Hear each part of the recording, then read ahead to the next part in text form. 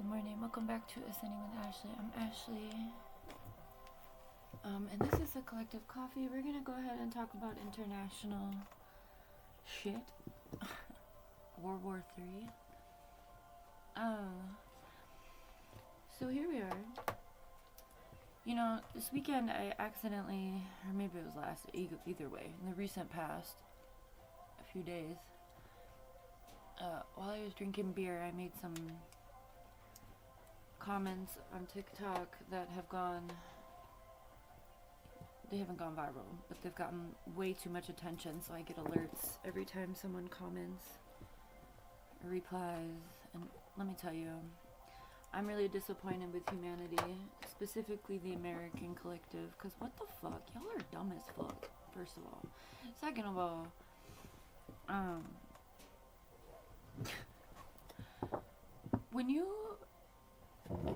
I really do feel like it's a competence issue, quite frankly. But when you see what we're seeing right now, and you actively choose not to say anything, not to stand up for anyone besides yourself, argue with people who have differing opinions with you when you know you're dumb. You know you're dumb. Okay? I need you to understand. I need us all to understand. And I work from this place every day. We need to understand the lessons of Mayat, which is an ancient Egyptian practice that all current religions have colonized and taken a meaning on within their own doctrines. And that is the Judgment Day. The Day of Judgment. The day you die and you meet your Creator. Whatever that person is, whoever you believe, whatever language you use, whatever book you use, we all are going to have a Judgment Day. From this planet to our next carnation. Whether we stay in a spirit realm or whatever. And I understand. That's why I brought up the TikTok comments. I understand the inability to imagine the stupidity, idiocracy that most people are desperately grasping onto from some sort of self-identification. I get it, but that doesn't mean it's okay. It's more like a phenomenon of, again, stupidity.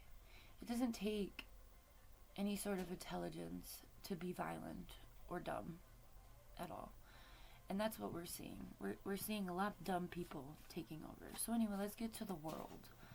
We're in World War III. Like I've said, there's not going to be a fucking buzzer. And if you're waiting for that, you're too late. I've been talking about preparing for World War III for years. Some of us have pattern recognition and we're like, oh, cool, a live streamed few genocides in varying parts of the world, no one stepping in. It feels like this is going to get worse before it gets better. And that's like common sense, okay? Now, I didn't come here to just make everyone feel bad about themselves. I am here to tell you that we're here now. And what you're doing now is very important, okay? Not only for yourself, but for other people around the world. The way that you are showing up is important. Now, I also understand that with capitalism, there's not a lot of extra time, okay? But with information at our fingertips, there are steps and actions you can take. There's petitions you can sign. I mean, we're already on lists. And I think your silence isn't going to keep you safe.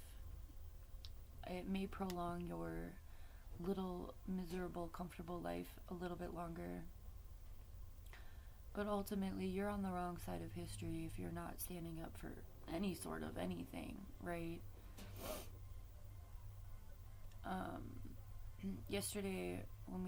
2 days ago when we got back from our second road trip, we were driving in town, and I have a bumper sticker on the back of my car that says "Stop Bombing Babies."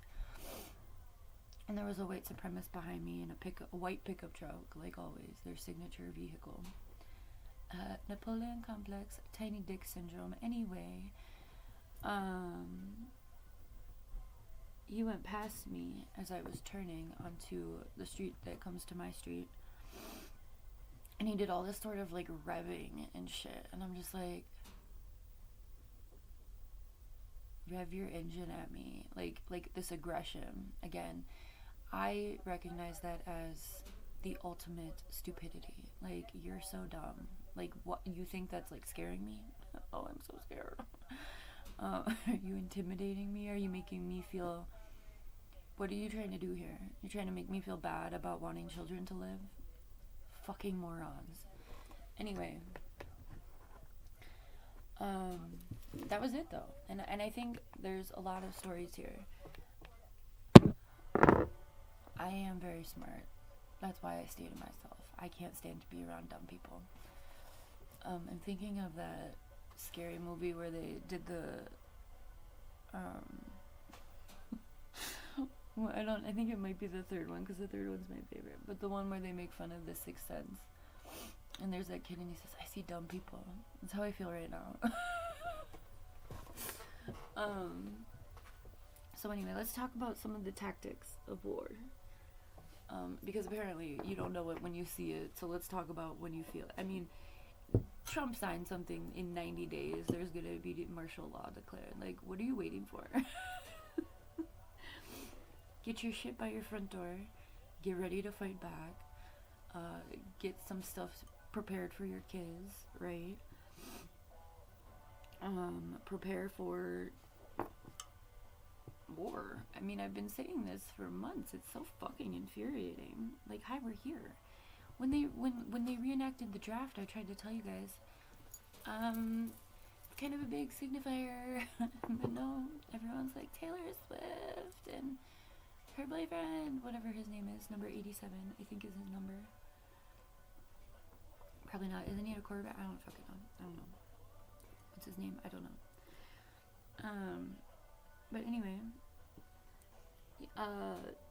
was it yesterday or the day before, India started attacking Pakistan. Now, we've already talked before in the World War III logistics video that I don't really know a lot about that part of the country. I'm more focused on the West and Africa and the Middle East, and then from there I don't know. I'm not very big in Asia. But what I did see so far is that one of the tactics of war that they used was flooding them out. India chose to lower the dam blockages and started flooding Pakistan.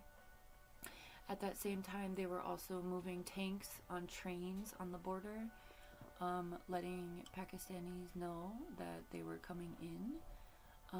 I don't know anything about their relationship. I don't know anything about what's going on over there. But when you have a major superpower, like we talked about yesterday, going after smallers, it's most definitely first and foremost about resource extraction, enslavement, right?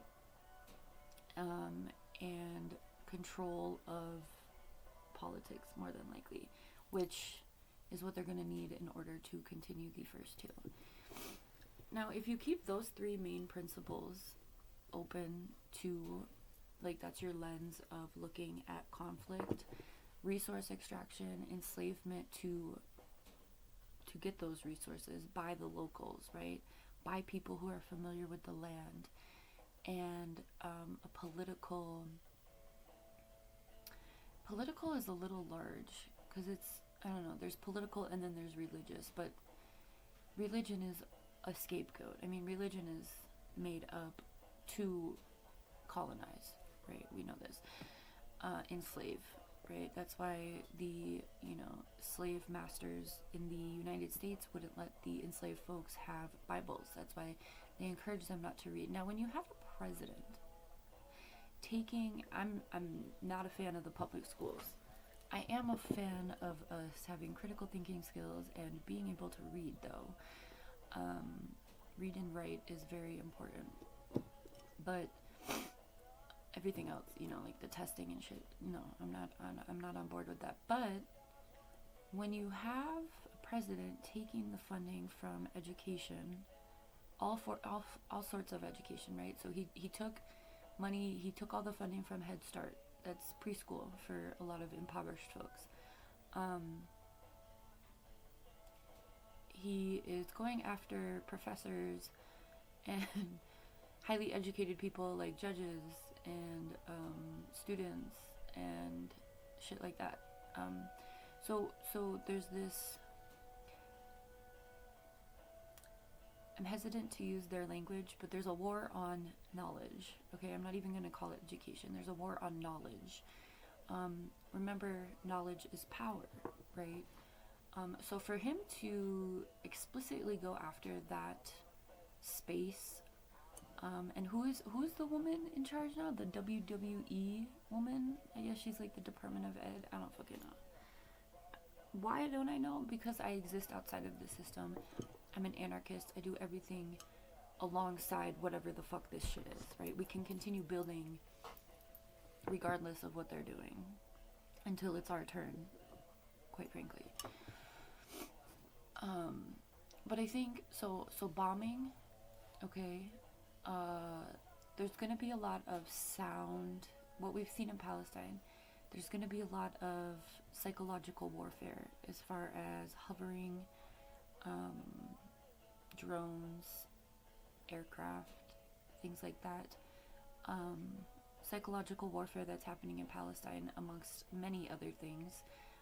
But one of the blatantly psychological warfare things that they do is put crying babies or screaming women on an intercom on the drones and play it over and over.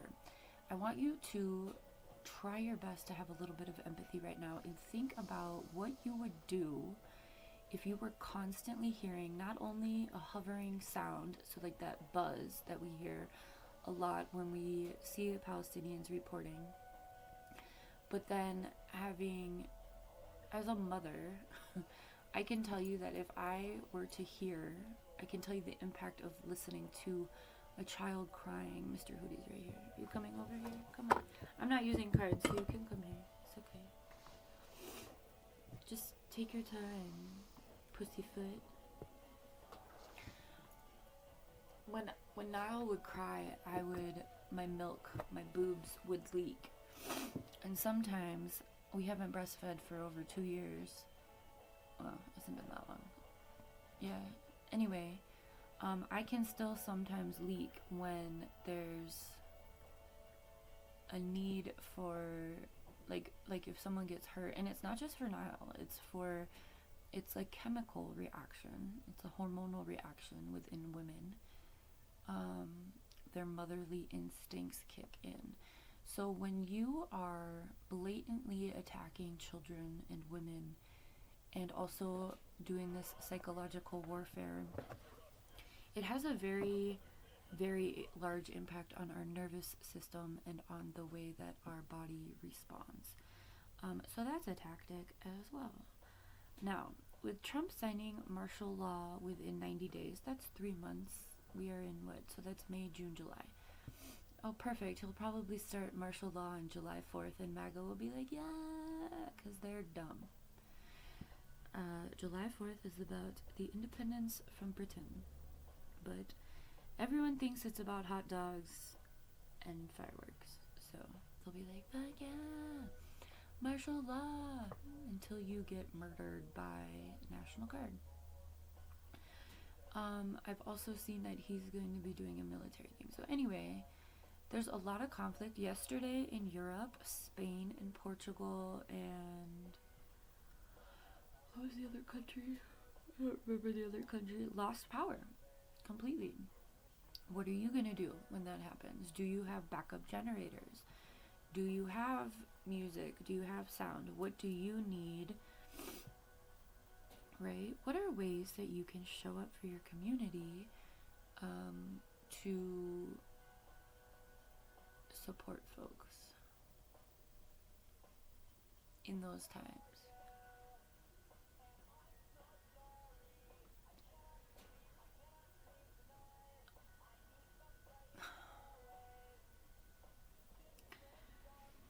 here in the United States, it's going to be different because the landmass is large. So martial law is going to be the first wave of total control, because martial law, what he signed yesterday was to give local law enforcement the access to military equipment, which arguably local law municipalities have already been incredibly militarized. It depends on where you are. But like in urban landscapes, hello. I'm thinking of the LAPD. LAPD has a fuck ton of, the LAPD and what's happening in Palestine, right? The psychological warfare that we were just talking about, the drones and the sounds. The LAPD do that in the hood. I had a moment because of, like I've said many times, the only time I felt unsafe in the hood was with police presence, and it was constant. It was constant. But the helicopters in LA are constant in the hood. They are always circling and flying, as well as ground monitoring, right?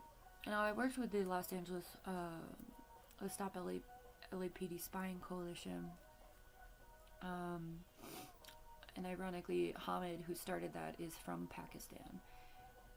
Ironic, maybe not, but just want you to understand that the people, again, there's this big diaspora, so there's lots of people who are here in the United States who have experienced United States foreign policy in their home countries, and that's why they had to come here. Again, we talked about that the other day when we were talking about migration, and when I was doing my collective comrade, the reason that people migrate, because the United States likes to start wars, topple governments, completely eradicate economies, and people have no other choice but to flee, okay? And now it's the United States' turn. We are definitely getting our karma.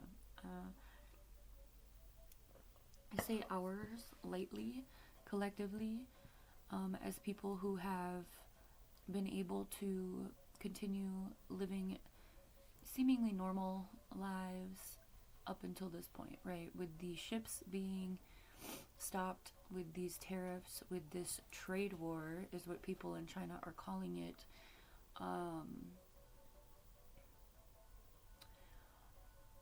Americans are about to have their ass handed to them, not only from the policies that this man has signed, but also by law enforcement. Again, martial law. If you don't know what martial law is total lockdown of citizens done by military. And when that happens, they can do anything.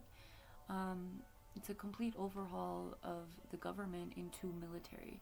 So a lot of people are talking and speculating because that's, what people feel like they can do, and myself included. Hi, here we are.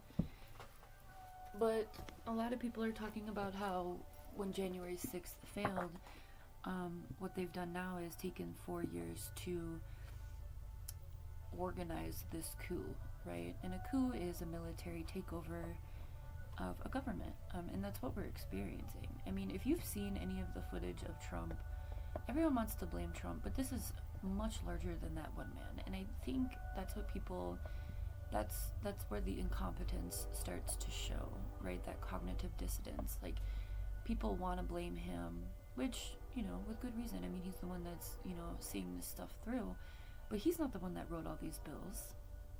He's not the one that's pushing certain agendas. He's just the puppet, right? So what's happening is that the people in the background, right? Presidents are just puppets. They always have been. There's larger policy makers and strategic thinkers and PACs and AIPAC for one, right? The Israeli American circle jerk. So they've written all of these things, and what they're doing is they're presenting what it is to him. He's not reading through it at all. And so he's sitting in his little Oval Office, snorting lines of coke in between signatures of these bills that are completely toppling not only the US, but also foreign policy, foreign relationships, the backing of Israel. And so I think that's the thing, is like people don't understand how deep this really goes because they don't want to. They don't want to be met with that uncomfortability of the reality of the situation. And that's the problem with Americans, because that's how they've always been. And that's led to your own demise, because now you're going to be put under martial law by the same people that not only you voted for, but you ignored and you weren't worried about, or you thought that you were part of the in-group.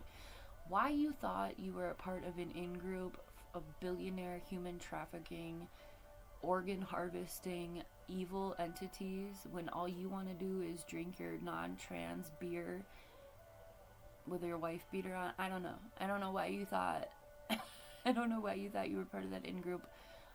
Because you have pink skin as well. I'm not sure. But either way, you went against your own interests. So not only are we going to be experiencing civil war, I've said this a million times, but we're also in World War III. There's shortages. One thing you need to pay attention to is the marketing at your local stores. Months ago, I went into the grocery store. I never go in the grocery store. But all of these canned foods were sitting by the front cash registers. And I was like huge display of canned foods. And I was like, oh. So you can predict what's going to happen based on the way the stores are setting up. Because that comes from higher ups. So it's their law of revelation. They know what's coming. They know it's going to be tough times. Did I buy the soup? No, I'm not going to eat a bunch of Progresso during the war. I've done enough prep with other stuff, and whatever.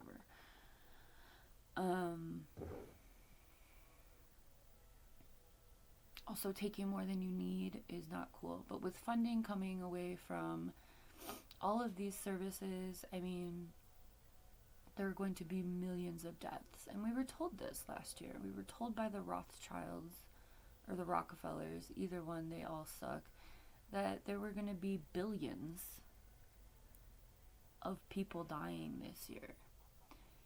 And so I want you to understand that this front line of war is famine, it's bombing, it's psychological and spiritual warfare, it's flooding, it's fires, it's martial law, militarization, it's foreign policy, it's lack of goods,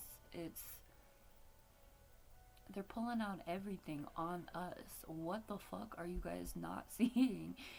Literally all of these things are against us, and everyone's just like, do. It's wild. And I've studied this shit for 2 decades, and I never thought it would be like this. I thought people would have backbones to stand up against it. I always wondered where the integrity was. That's why I studied genocide at 2 different higher ed levels, because I'm just like, how does it happen though? Why? Are you serious? Why are people brainwashed? This is how. Self-interests, selfishness, stupidity, violence. George Orwell's Animal Farm. I hated that book. I hated that story. I didn't like the analogy of the animals. I hated it, but I get it now. I totally get it. I never read 1984. I probably should have, but I understand. Those are both done by George Orwell. But he's been telling us since the 80s, Lots of authors and people have told us and warned us. The Black Panthers were like, you need to do stuff in your own community, right? You need to organize. And then capitalism makes it so that you can't, right? With shitty transportation, public transportation, shitty jobs, low wages, high rents, right? We're here, you guys. This is it, You're either gonna go out in this misery, or you're gonna go out with a little bit of your consciousness intact and fight back, Your silence isn't gonna protect you.